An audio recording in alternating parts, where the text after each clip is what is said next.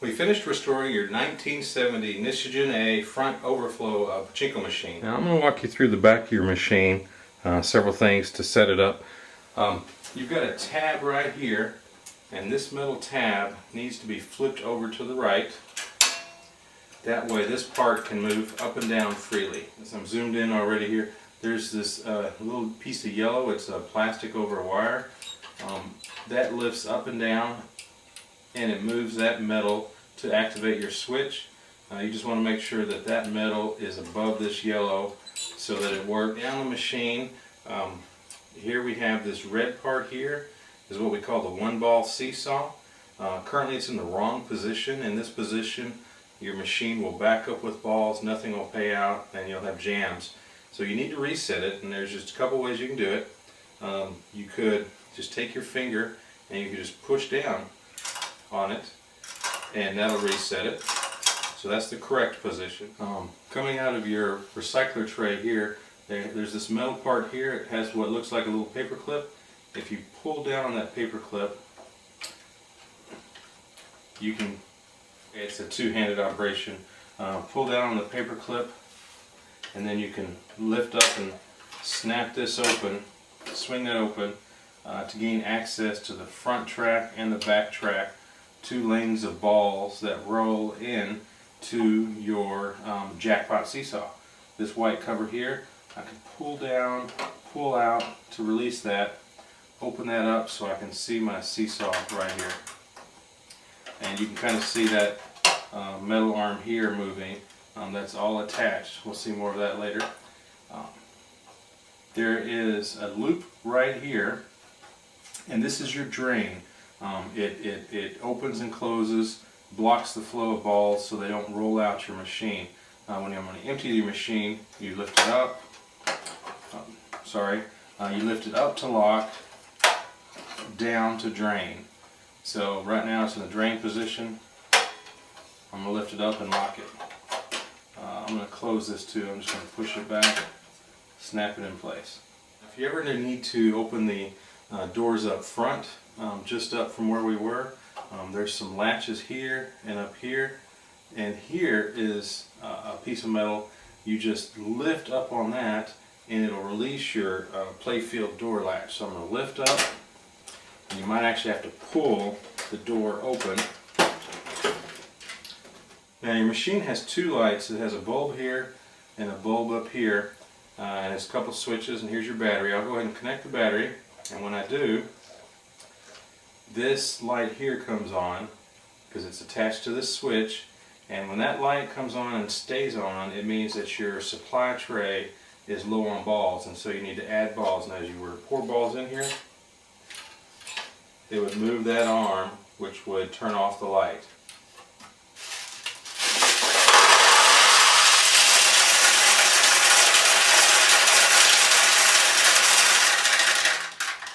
Okay, I still have some balls up here, and it shut them. It shut off the flow. I'm going to go ahead. I usually add a few extra balls to the receiving tray, the recycler tray.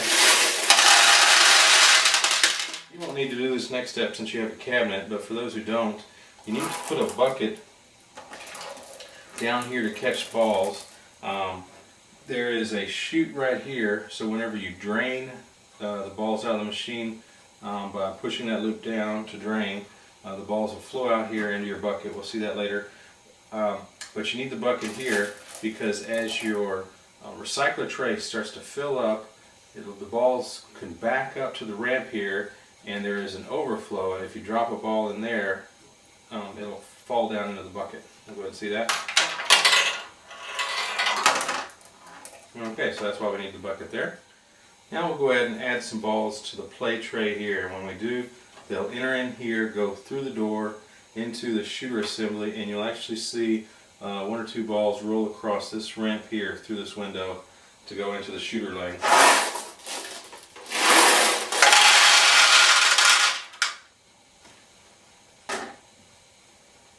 Okay, if you're playing Pachinko and winning jackpots, because hey, we like to win, balls will start to back up into your play tray. Sometimes when you get a jackpot, a couple balls may go here, most of them go here. But when this tray is really full and maybe your light has come on telling you need to refill your supply tray and back. You need to get the balls out so you can put them up there. And the way you do that is you just move this lever over to the left and the balls will drain down. Okay, now you can scoop them up in a bucket and refill the back. There is the ashtray here. There's this white knob here. The only time you need this knob is when you need to get inside the machine. That lever in back that I showed you that you lift up to open the playfield door. After you open the playfield door, that's when you'd use this. We'll see that in a minute. This is your finger rest bar and your flipper. We'll go over that next. So to play Pachinko, when you launch a ball, it'll go up a shooter lane here, all the way around. It can hit a bumper here and then bounce back off. It'll ping off the various nails, and you have the round spinners that deflect the ball in different directions. Then you have these green and orange-red pockets here. You've also got a top pocket here, a center main attraction, and you have a tulip here. The object of the game is to get the ball to go into one of those spots, and it doesn't matter which one it goes into. Basically the same thing will happen. You'll get a payout of balls, and the lights will flash. Now this one is a little different. It's called a tulip. Right now it's got two petals or two leaves that are open. If you get a ball in, they'll close, and if it's closed and a ball goes in, it'll open. And if it's closed and a ball goes through the top, it'll open it. And probably on this machine, if you get one in either of these two green pockets and it's closed, it'll open it. We'll see that in a minute. Now, to play, we're going to pull down and let go.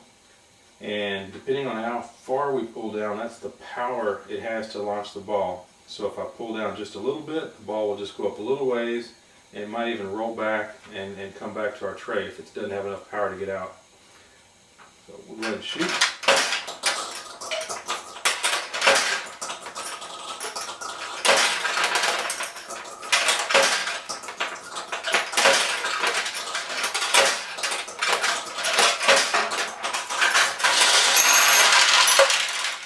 Okay, we got one to go into this tulip. When it did, we saw the light come on.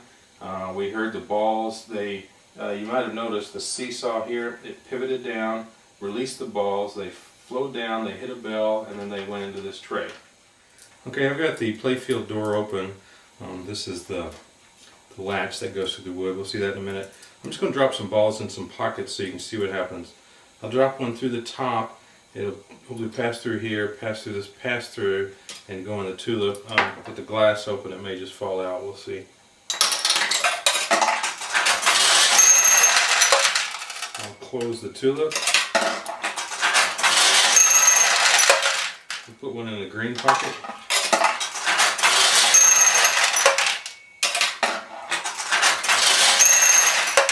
Now, if we get one in either of these two, it won't open this one, only the green ones do.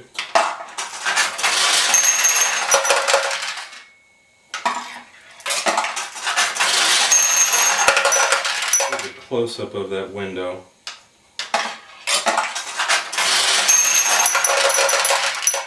So you can see how the jackpot works. Now when you go to close the playfield door, there are these teeth. They bend real easy. So when you close it, sometimes they'll hit on the metal, and what you do is you just, as you're closing it, just push it in a little bit. I'm doing that with my thumb. I'm pushing so that it gets past the metal. Then what I do is I squeeze it closed, take my hands, get around the wood, and squeeze it until it locks. I'm going to open it up again.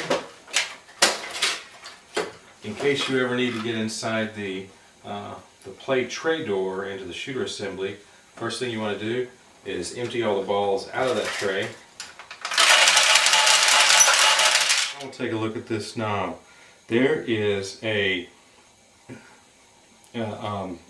controls a metal plate that goes all the way up and down, and when the playfield door is shut, it blocks it so that you can't lift it up and unlatch it. It blocks it. But with the door open, I can now lift it up, and you saw it pop out, and it released from the bottom. So there's a catch on the top there and one on the bottom. Okay, there is the bell that the balls are hitting. When they leave here, they roll down, they hit that bell, and then they come across this ramp into your play tray. I see a couple balls here. Push those out of the way. Here is your shooter assembly. So on the back of the door, when you drop a ball, when the balls go through the play tray, they come out this hole here, and then they enter into the shooter assembly here. And then they feed down through into the shooter lane. If you ever get something in here that shouldn't be there, carpet fuzz, marbles, etc., you can actually, there's a cover here, you can actually open it up. There's a latch on top.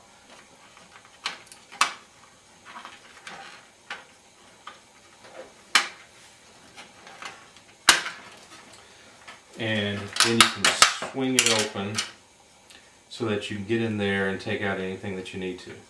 I'm going to close it back up, and then I want to show you something.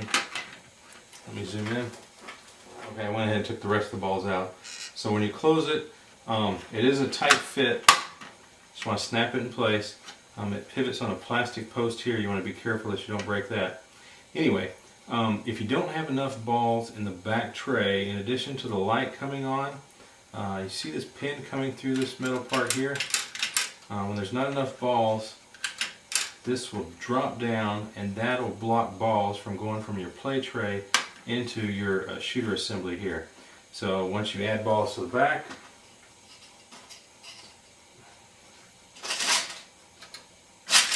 sorry, it was already. So that's what happens when you don't have enough balls. Once you have enough balls, it lifts up like this. So that's good, and that's not good. I'll close it all up. First, I'll close this. Make sure I lift the white lever. Then push it closed, and then slide the lever down so that it's locked. And I'll close this one. Take a look at getting jackpots from the back. I want you to see how all the levers are supposed to work. You know, these are old mechanical machines. Sometimes the levers can get in the wrong position, so it's a good idea to see how they're supposed to work. I'm going to open this cover so you can see the jackpot seesaw as it's paying out.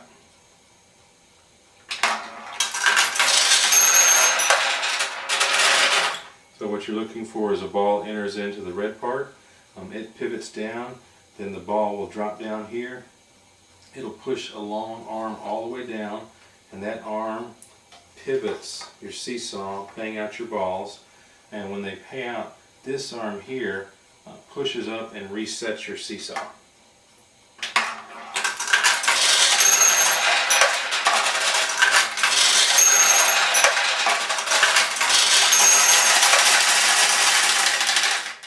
Okay, paid out several jackpots. Then there wasn't enough balls in here, so these levers moved and allowed more balls to fill up into your recycler tray, and then those levers shut off. Now, you never want to lay the machine down with balls in it or transport it that way. It's always best to get them all out, so we'll go ahead and do that. We'll push down to drain. Lock that. Oh, it just sits there, it doesn't actually lock. We'll go ahead and push that down.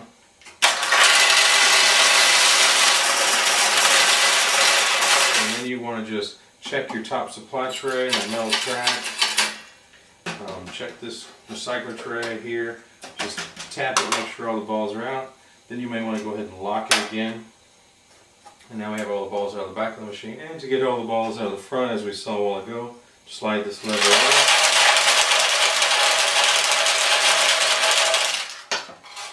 Now you still may have a couple balls in your shooter assembly. You can shoot them all the way out, and those ran out the back. Hopefully they don't go in a jackpot. Or you could shoot them up part way, and they'll roll back down, and they'll roll in this tray, and then you could catch them.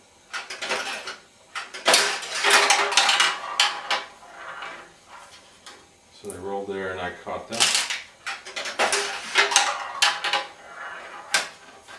Just like that. Okay, that concludes this quick start guide. We sure hope you enjoy your machine.